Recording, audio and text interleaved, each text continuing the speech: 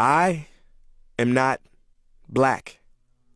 I mean, that's what the world calls me, but it's not me.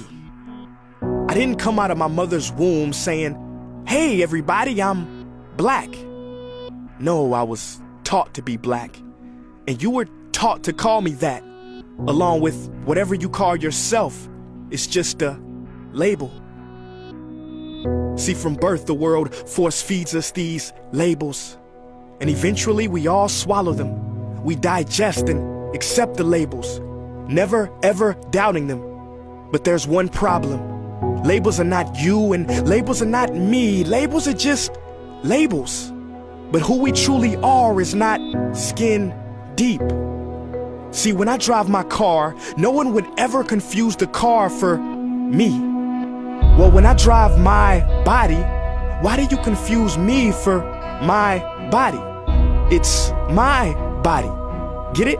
Not me. Let me break it down. See, our bodies are just cars that we operate and drive around. The dealership we call society decided to label mine the black edition, yours the Irish or white edition.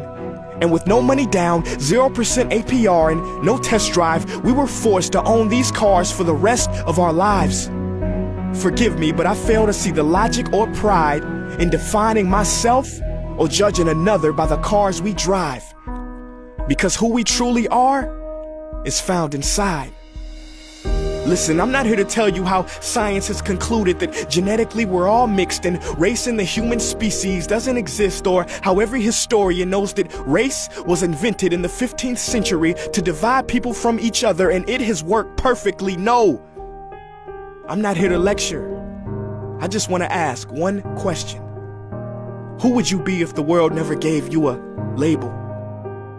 Never gave you a box to check?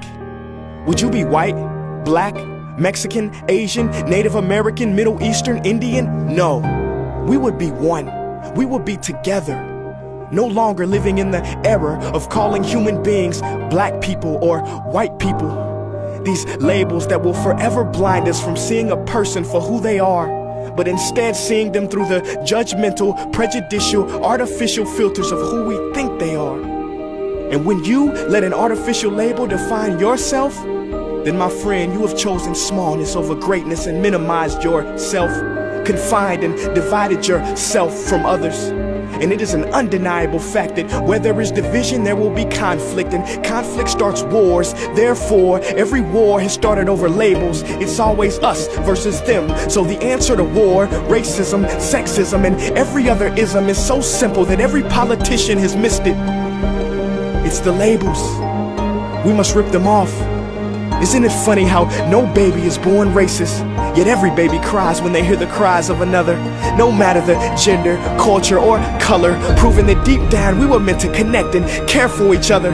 That is our mission, and that is not my opinion. That is the truth in a world that has sold us fiction. Please listen, labels only distort our vision, which is why half of those watching this will dismiss it or feel resistance and conflicted. But just remember, so did the caterpillar before it broke through its shell and became the magnificent butterfly.